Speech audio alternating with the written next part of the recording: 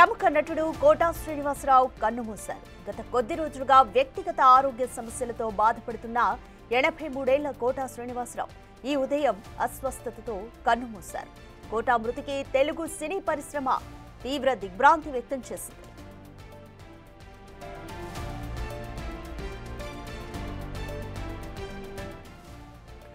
Quota Srinivasarao 1942 July 10న జన్మించారు. తెలుగుతో పాటు తమిళం, హిందీ, కన్నడ, మలయాళ చిత్రాల్లో నటించారు. కోటా రాజకీయవేత్తగా, సినీ నటుడిగా ఆయన ప్రస్థానం కొనసాగింది. శ్రీనివాసరావు 1999 నుండి 2004 వరకు ఆంధ్రప్రదేశ్లోని విజయవాడ తూర్పు నుండి ఎమ్మెల్యేగాను పనిచేశారు. ఇక 1978లో ప్రాణం ఖరీదు అనే తెలుగు సినిమాతో తెలుగు తెరకు పరిచయమయ్యారు. 750కి పైగా చలనచిత్రాల్లో నటించారు. ప్రతి నాయకుడు, క్యారెక్టర్ యాక్టర్, సహాయ నటుడు వంటి వివిధ విభాగాల్లో 9 రాష్ట్ర నంది అవార్డులను అందుకున్నారు కోటా శ్రీనివాసరావు.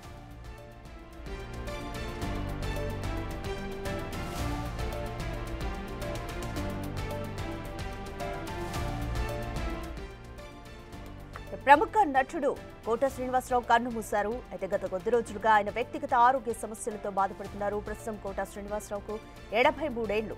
ఈ రోజు ఉదయం అస్వస్థతతో కోటా కన్నుమూశారు. కోటా మృతి పట్ల తెలుగు సినీ పరిశ్రమ అంతా తీవ్ర దిగ్భ్రాంతి వ్యక్తం చేస్తుంది. కోటా శ్రీనివాసరావు జూలై 10, 1942వ సంవత్సరంలో జన్మించారు. ఆయన తెలుగుతో పాటు తమిళం, హిందీ, కన్నడ, మలయాళ చిత్రాల్లో నటించి మెప్పించారు. రాజకీయవేత్తగా, సినీ నటుడిగా ఆయన ప్రస్థానం అయితే కొనసాగింది. 1999 నుండి 2004 వరకు ఆంధ్రప్రదేశ్లోని విజయవాడ తూర్పు నుండి ఎమ్మెల్యేగా కూడా పనిచేశారు. 1978లో ప్రాణం ఖరీదు అనే తెలుగు సినిమాతో తెలుగు తెరకు పరిచయమయ్యారు. 750కి పైగా ఆయన చలనచిత్రాల్లో నటించారు. ప్రతి నాయకుడిగా, క్యారెక్టర్ ఆర్టిస్ట్గా, అలాగే సహాయ నటుడిగా ఇలా ఏ పాత్ర చేసినా ఆయనని కొట్టేవాళ్ళు లేరు అన్నట్టుగా ఆయన నటించేవారు. వివిధ విభాగాల్లో ఆయన కెరీర్లో 9 రాష్ట్ర నంది అవార్డులను కూడా అందుకున్నారు.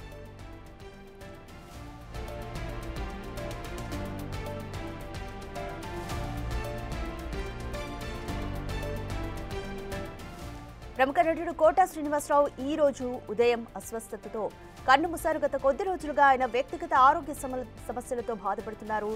ఆయన వయస్సు 83 ఏళ్లు. అయితే కోటా మృతి పట్ల టాలీవుడ్ అంతా కూడా తీవ్ర దిగ్భ్రాంతి వ్యక్తం చేస్తుంది. మోర్ డీటెయిల్స్ మా ప్రతినిధి శ్రీపాల్ అందిస్తారు. శ్రీపాల్, కోటా శ్రీనివాసరావు మృతి పట్ల టాలీవుడ్ దిగ్భ్రాంతి వ్యక్తం చేస్తుంది. ఎవరెవరు ఏమని అంటున్నారు? అలాగే కోటా శ్రీనివాసరావు ప్రస్థానం చూసుకుంటే కనుక అది తెలుగు ప్రేక్షకులు మర్చిపోలేనిది.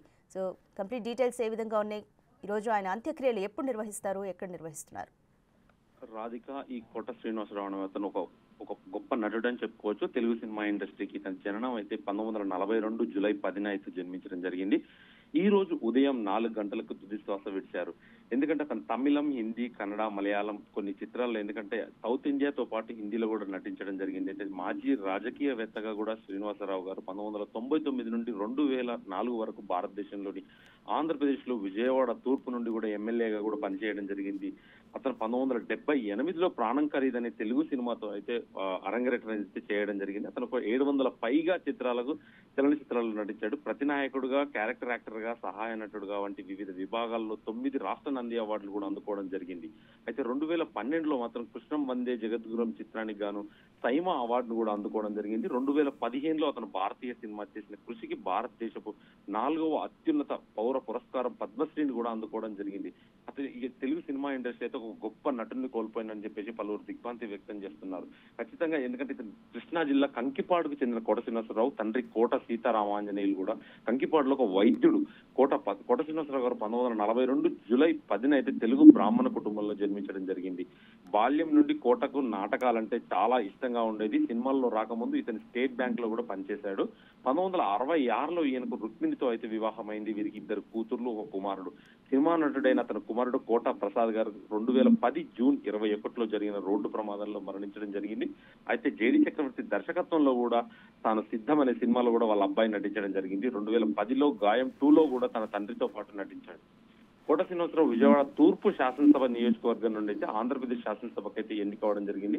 ఈ రోజు ఉదయం 4 గంటలకు తుదిశ్వాస విడిచడంతో సినిమా ఇండస్ట్రీ అయితే సౌత్ ఇండియా, ఎందుకంటే ఇతనితో యాక్ట్ చేసిన వాళ్ళు చాలా మంది, బావమోహన్ గారితో వీళ్ళందరితో గొప్ప సినిమాలు అయితే ఒక చిరస్థాయిలో నిలిచిపోయి ఉన్నాయి. ఎందుకంటే మనకు కూడా ఆ చిన్న స్థానంలో కూడా చాలా సినిమాలు, ఎన్నో గొప్ప సినిమాలు అయితే చేయడం జరిగింది. ఒక రాజకీయ నాయకుడుగా, హాస్య నటుడుగా, ఒక సినిమా యాక్టర్ గా, ప్రతినాయకుడుగా కూడా చేయడం జరిగింది. ఇతనైతే భారతీయ ప్రభుత్వం కూడా, ఎందుకంటే పద్మశ్రీతో కూడా అతను గౌరవించడం జరిగింది.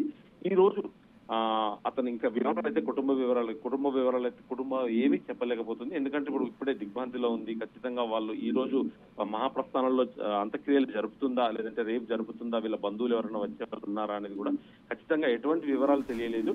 కాసేపట్లో అన్ని వివరాలు చెప్తానని చెప్పేసి కుటుంబ సభ్యులైతే తెలియజేశారు రాధిక. అంటే శ్రీపాల్ సినీ ఇండస్ట్రీ పరంగా కానీ సినిమాల్లో కానీ ఆయన నటనతో అయితే ప్రేక్షకుల్ని మెప్పించారు. అదే రాజకీయంగా కూడా ఆయన ప్రస్థానం ఏ విధంగా కొనసాగింది ఒకసారి గుర్తు చేసుకుందాం. ఖచ్చితంగా రాజకీయ ప్రస్థానం కూడా, ఎందుకంటే విజయవాడ తూర్పు శాసనసభ నియోజకవర్గం నుండి అయితే ఆంధ్రప్రదేశ్ శాసనసభ గతంలో ఉమ్మడి రాష్ట్రంలో ఉన్నప్పుడు ఆంధ్రప్రదేశ్ శాసనసభకు అయితే ఎన్నికవడం జరిగింది. 2015లో కూడా ఇతనికి భారత ప్రభుత్వం అయితే పద్మశ్రీ పురస్కారాన్ని అయితే ప్రకటించింది. 5 నంది పురస్కారాలు అయితే అందుకున్నాడు. ఇతని కోట శ్రీనివాసరావు సోదరుడు కూడా కోట శంకర్రావు కూడా సినిమా నటుడే. అతను కూడా జాతీయ బ్యాంక్ లో పనిచేసేవాడు. అయితే వీళ్ళిద్దరూ ఓవర్సీస్ బ్యాంక్ లో కూడా పనిచేయడం జరిగింది గతంలో. అయితే ఇతనికి చిన్నప్పటి నుండి, బాల్యం నుండి నాటక రంగంలో ఆసక్తి ఉన్న కోట శ్రీనివాసరావు గారు అయితే సినిమాల్లో రంగప్రవేశం చేసినట్టుకి రంగస్థలంలో 20 ఏళ్ల అనుభవం అయితే గడించాడు. 1978-79లో ప్రాణం ఖరీదు అనే ఒక నాటకం వేస్తుండగా ఆ ప్రదర్శన చూసిన సినిమా దర్శక నిర్మాత క్రాంతి కుమార్ అయితే ఆ నాటకాన్ని సినిమాగా తీయాలనుకున్నాడు. మర్యాదపూర్వకంగా ఆ నాటకంలో నటించిన నటులందరికీ సినిమాలో కూడా అవకాశం ఇవ్వడం జరిగింది. అలా కోట శ్రీనివాసరావు గారు అయితే సినీ రంగ ప్రవేశం జరిగింది.